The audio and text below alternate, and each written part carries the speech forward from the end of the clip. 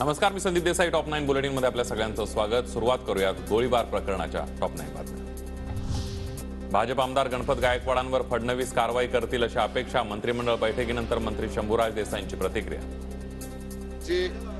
ज्याच्यामध्ये कसलाही अर्थ नाही असे जे आरोप माननीय मुख्यमंत्री एकनाथजी शिंदे साहेबांवर व्यक्तिशः केलेले आहेत हे चुकीचं आहे आणि त्या अनुषंगानं भारतीय जनता पक्षानं योग्य ती कार्यवाही करावी अशा पद्धतीचं मत आम्ही माननीय फडणवीस साहेबांसमोर मांडलेलं आहे.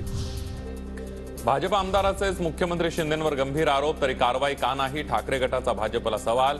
मुलुंडचा पोपट कुठे गेला म्हणत सोमय्यांची राऊतांकडून मिमिक्री.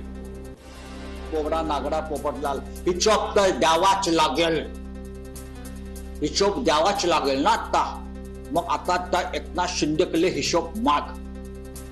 तुमच्या पक्षाच्या गणपत गायकवाडनं सांगितलंय. गुंडांच्या संघटनेसाठी माजी पोलीस अधिकाऱ्यांची नेमणूक. वर्षा आणि मुख्यमंत्री कार्यालयातून मॉनिटरिंग केलं जात आहे. राऊतांचा गंभीर आरोप. गृहमंत्री शिंदेंच्या दबावाखाली आहेत का असाही केला सवाल. हे सगळे गुंड कोण गोळा करताय?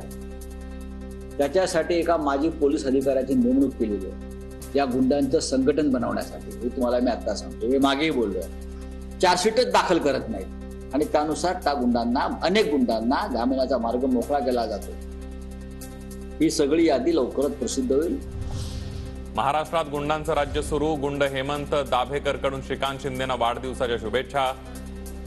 बाळराजेंचं अभिष्ट चिंतन करणारी वर्तुळातली व्यक्ती कोण याचा शोध घ्या, मग गुंडशाही कोण पोचतंय ते कळेल. संजय राऊतांकडून श्रीकांत शिंदेंचा फोटो ट्विट करत फडणवीसांना सवाल.